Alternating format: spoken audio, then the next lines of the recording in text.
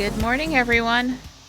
It's feels a little nicer out here today. Lower humidity. The dew point's a little lower. Got a little bit of a breeze. And there's a chance of some tropical rain coming in off the coast, I guess, overnight tonight into tomorrow. So we'll see. Looks like the insects are busy. I got a dragonfly down there on the bird feeder. I got a hummingbird here on the trying to get to the feeder. I see the bees are down there bothering it today. The hummer's not happy. I'm fixing to put new water out there. Darn bees.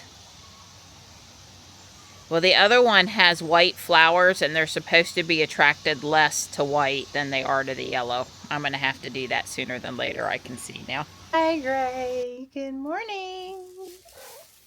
Hi. Here you go. Hi. Good morning. Yep, you got good chicken there, honey. You got good chicken. Hi. You can eat.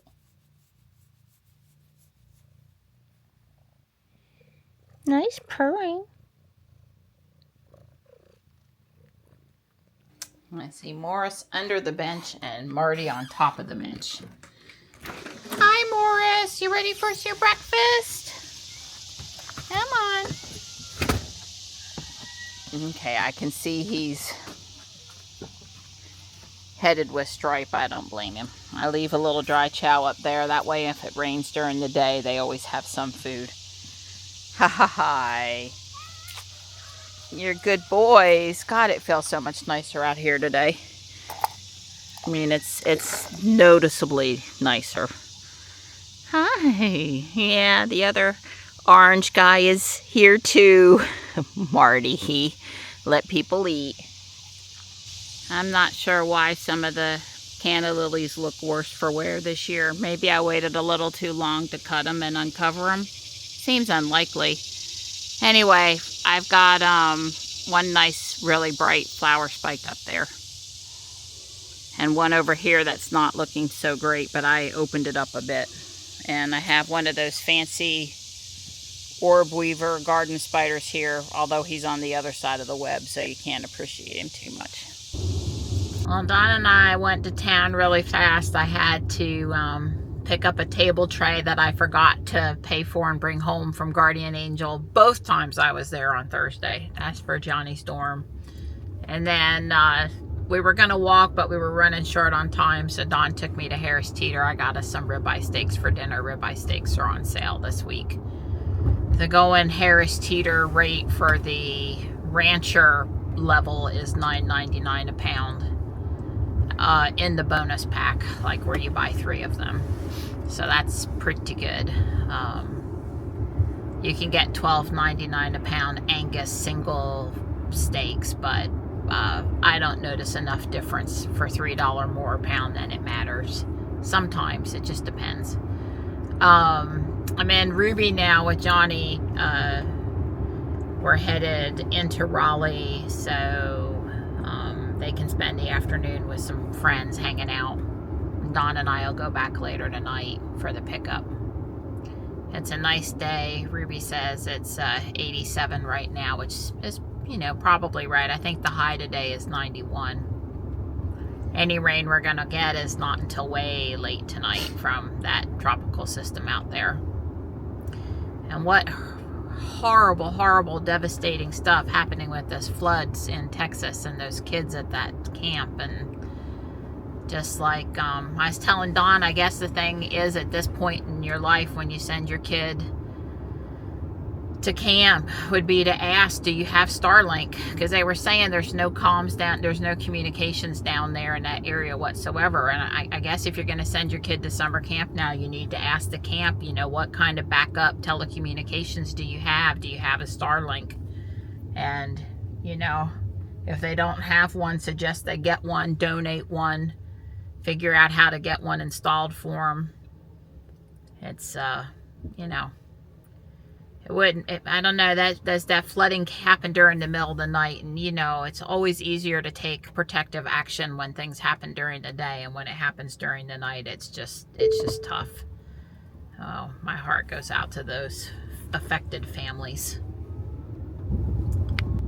I haven't re-engaged FSD yet, although I will. Ruby did an excellent job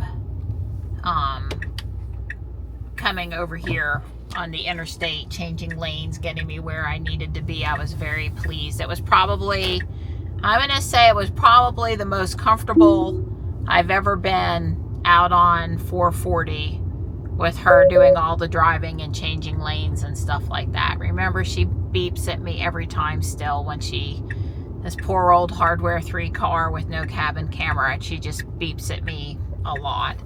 I told Johnny I am sort of getting to the point where I'm getting tired of having to fidget with the wheel. I guess the cabin camera is the way. So I told you guys the other day that I was reading Bobby Akehart's book, Ring of Fire, Cascadia, book 1. I think there's going to be 3 for sure, but somehow I want to say I saw 4 pieces of cover art. His wife, Danny, works on the cover art along with another friend of his. He's big into bulldogs. Anyway, besides the fact that he talks about Starlink and the Cybertruck and other Tesla technology in the book, he also just bought a Juniper Model Y that looks just like our robot. It's got a white interior and the upgraded Helix 2.0 wheels, and it's Quicksilver.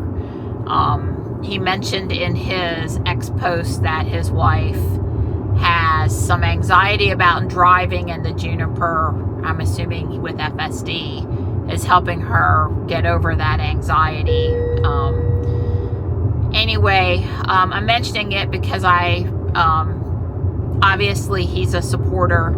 I mean, there may have been a time or two over the years where he mentioned that he's a big prepper, so where he mentioned the Tesla technology, and you know, if it's the end of, depending on the natural disaster cycle that you might have to face, there are going to be instances where a electric car is better, and there's going to be instances where a gas car is better. So I'm not going to be at fault him too much in the past where he might have said something that I probably wasn't happy about. I'm certainly happy about everything that he said in the current, everything, how he showcased the Cybertruck in the current vehicle. And by the, you know, there's been, I think he said his Cybertruck in the book had built-in Starlink, in which we know that they don't have built-in Starlink yet, but we certainly have a lot of people putting minis up in the window and driving around with Starlink. It's as good as built-in, it just didn't come with the car. So obviously he doesn't say in the book what year it is, and there can be a few liberties taken with it being a work of fiction. But anyway, Yellowstone series is my favorite of his. If you want a good read about I really like disaster thrillers, not just, I was describing to somebody the other day, I'm not really interested in an entire series that starts, okay, the sun just, I don't know, there's somebody right on my left and she got a little too close to the line for me to be comfortable there. I don't like books that are just all the disaster happened, now people tear each other apart. That's not what I'm looking for. I like books that, you know, you establish the characters before the disaster, then you have the disaster, and then, you know, there is some dealing with the disaster. I'm good with that. It's nice and balanced, but I don't want to start right with the disasters happen, now what do we do? I want to go through the disaster cycle with the people. So his books are really good. All of his series have done that. Maybe support him if you like that kind of stuff at all. Bobby Akehart. I am going to grab 3 bags of my dirt. Looks like they've got 6 or 7 bags there, something like that. How it's so nice and cool in the car. I can't believe how good Ruby is cooling in comparison to problems I've had in the past. Whatever that software change they seem to do ended up being really good in the long run from my perspective. She's still loud, but it's very comfortable this summer. And I've got a, climate keep on, and that's been really managing things well. No problems with it this year or anything. They've added these big signs. I'm gonna say not helpful and not super pretty. I saw a couple clearance plants when I went past, so I'm coming to check it out. I think it's Asiatic lilies, but I'll check. Hey, Donnie. Okay, well, I've got it level. Well, excuse me, it's not level. It's pointing forward, down in the front like it's supposed to. Yeah, I've got my fancy level that's got markings for 1/4 inch per foot. So it's something just a scooch over 1/4 inch per foot drop. Okay. And got it back. Okay, so anyway, I got it just over 1/4 inch per foot. I got my outdoor temperature probe, and I've made a metal bracket. The old piece of pipe, this one's so much heavier, I would have to square it up from the sides, so because it kept trying to go to the left or to the right. And so I got this metal bracket, cut the length, got it adjusted, and so it's to the masonry wall. So it's nice and supported. It's nice and supported, that's right. So I noticed inside it was nice and flush with the wall right. now. Yeah, I'm gonna have to do the, they give you a nice trim. This was actually for around the window. But I've decided to use it around the window on the inside. Okay. But I've used it around here on the outside because it kind of hides. It looks nice. Yeah, it looks better than it did. Yeah, it's got to be hard to get it flush there with the siding being in layers. That's right. Yeah. And then I have to cut one more piece of trim for the bottom. This one, the bottom of this one is different. The other one had a metal angle, piece of metal sticking out about 3/4 of an inch, and it covered up that gap. But this one doesn't have anything. It's flat on the bottom. So I've got to cut a piece of plastic trim to finish out the bottom right there where the power cord is. But other than that, that's all that's left. Okay, well, you shoot me a video on your phone inside with the install before you put the filament back up there and stuff. Right. Sounds good. Oh, there it is. There's only one thing left to do, and that's to replace this plug with 90-degree angle plug, which I have coming in tomorrow. It'll go run down the wall that way. The trim piece I got, unfortunately the sheetrock's tore, but hey, that's life. There's, someday I'll repaint the garage.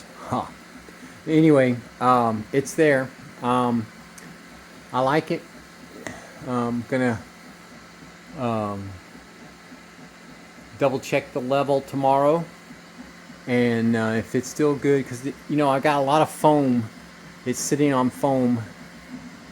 Even though that foam is pretty dense, I expect it to compress and settle just a little bit.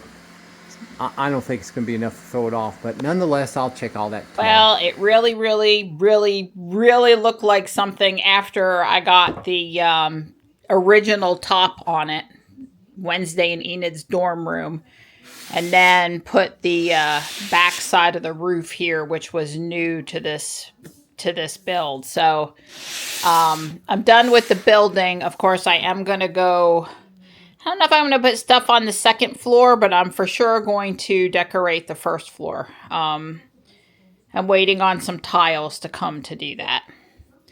Yeah, it's going on 8:30 and everybody's ready for nighttime feeding, right? Nighttime. We're leaving to get Johnny here in a few minutes. We just had some leftover ice cream from last night. It was really good.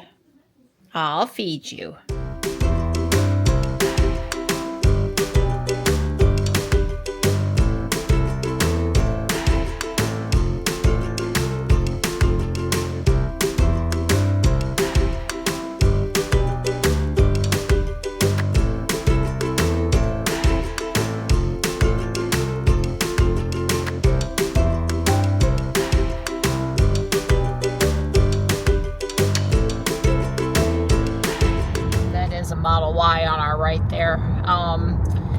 I was going to say is, that was, did the Model Y come toward us? No, I think... It felt like the Model Y came toward us. Well, and that's why she did that funny thing, no?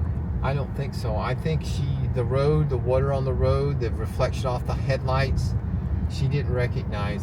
Well, I pressed the dash cam so we can look at it, because my impression, and I'm on that side of the car, is that the Model Y came toward us. But I was going to say that she had gone, it didn't rain this heavy at the house. Right. We were up to basically the Taekwondo studio, Walmart, you know, up there, and it had rained pretty heavy there, and it's rained pretty heavy here. We're now coming into Garner, going to pick up Johnny. And what I was going to say is she's hit some water that's ponded on the road, some big puddles, and I felt, you know, the wheels do what they do when they hit a puddle, but FSD stayed in the lane and did, you know, totally fine with it. Yeah, she didn't. When we went to go over a bridge where there was a cement thing, Don put his hand up on the wheel because, you know, that was making me nervous, but it seems like FSD was doing okay hitting the puddle and continuing to maintain, you know, lane integrity and good control of the car. See there? Yeah, I don't know on the camera if you can tell as good as we can see it in person, but Don's watching it selectively turn on and off part of the matrix. Yeah. It just stays in high beams, and then, well, we're on FSD, but it just stays in high beams, and then it Yeah, you could see the parts of the road would get dark and then light up. When the car went by, you could just, it was like a flicker. And it sort of looked rounded to me, like rounded patches. Yeah. Like you would expect. This is, Don was saying, it's probably the most we've driven Robot at night, yeah. We were out one time before, but not all the way, you know, 45 minutes in both directions, so.